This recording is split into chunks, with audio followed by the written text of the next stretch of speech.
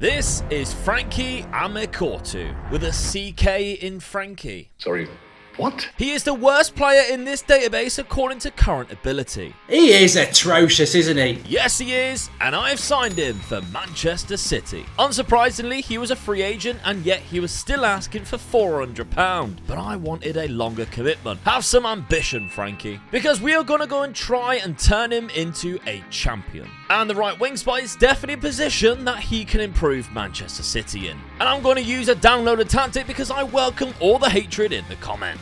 And please subscribe because 80% of you are not subscribed while you're watching, and that makes me very sad. And my dad challenged me to hit 100,000 subscribers by the end of the year. Good start. Frankie misses the first part of the season with shin splints. Then I remembered I have the in-game editor on and I can remove all injuries for him. Idiot. His first match was a 5-1 win against Tottenham, but he only put in a 6.5 rating before being subbed on the 74th minute. No idea why it was so low with immense pressing like this. And look at that work rate to get back as well. If the rest of the City defense had tried this hard, they would not be conceding any goals. 6.7 and a 4-0 win against Chelsea. Hello, I smell a Ballon d'Or. And a clear-cut chance created against Bournemouth and a 7.2 rating. This is genuinely the first highlight I've seen him touch the ball in 3 games. And I'm not being funny, but if it isn't for Frankie here, City doesn't go 4-0 up. And who knows whether Bournemouth come back into the game or not.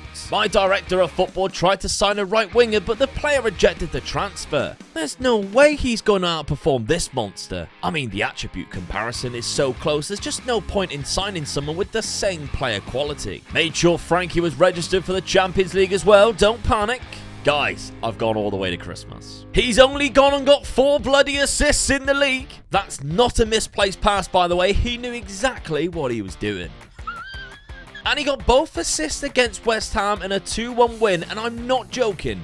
You wouldn't have seen crossing like this in the Premier League since David Beckham was around. Absolutely unplayable, Frankie. I love it. No surprises either that they are top as well in both the League and Champions League, losing only 2 games so far this season. I guess I'll be reporting this clear and obvious bug to SI again, that Amekortu's value in the game is only £500. That's a bit harsh on the lad. His current ability is skyrocketed as well, 12 out of 200 already, and he's only just turned 20 as well. Guys, he is on fire. 2 assists against Fulham in the Premier League, and this ball over the top for the second is absolutely bonkers. I just know you're all going to be signing him now. Still, 0 goals though. City in general is doing okay. January we suffered another loss to Arsenal. Still top of the league though, and Juventus in the Champions League, still in the FA Cup and the semi-final of the Carabao. February, not so much. I mean, the first leg of the Champions League went okay. We won 2-1 away in Turin with the second best player in the squad after Frankie, Erling Haaland, scoring both of the City goals. But Frankie is injured here. I think my main aim of this video is to get him to win a Champions League.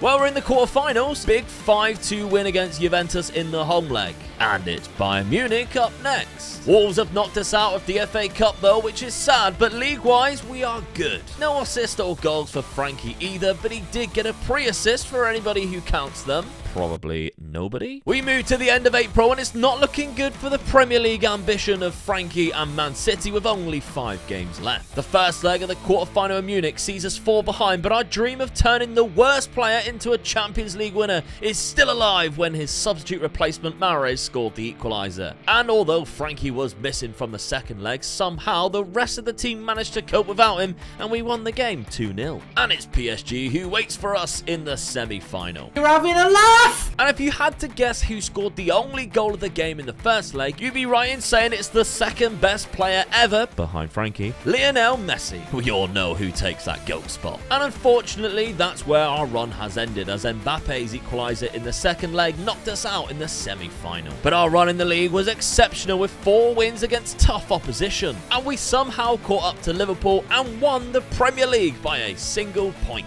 They actually have 2 cup finals to go, but that's clearly where their focus has been, as they've been dropping easy points in the league. They failed to win in the final, also losing 3-2 to PSG. But don't you panic. Frankie is going to win a Champions League if it's the last thing and the last video that I ever do.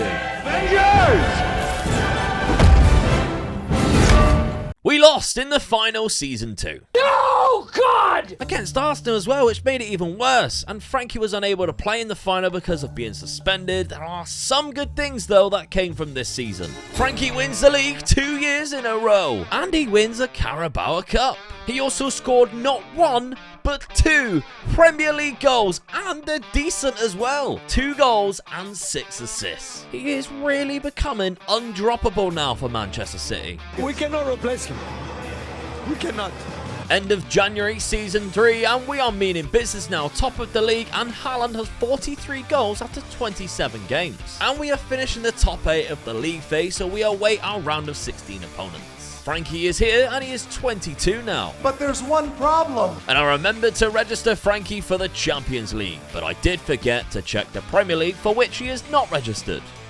Dare you? I guess it keeps him fresh for the games in Europe, though, most importantly. And with Atletico, our round of 16 opponents, Frankie's right back let him down when they played around him and pulled it back for Griezmann. But Akanji used Frankie's presence as a decoy to distract 3 Atletico players to intelligently find the second danger of Haaland's run to equalise in the first leg. In the second leg, we see a rare off day for Frankie, who only put in a 6.2 rating, but again, the secondary threat of Erling Haaland proved too much for Atletico as he put away 4 goals in a 5-1 performance. One flash of brilliance for Frankie for the 4th goal, with a ball over the top for the run of Bernardo Silva, but still through to the next round. And with Leverkusen awaiting us in the quarter-finals.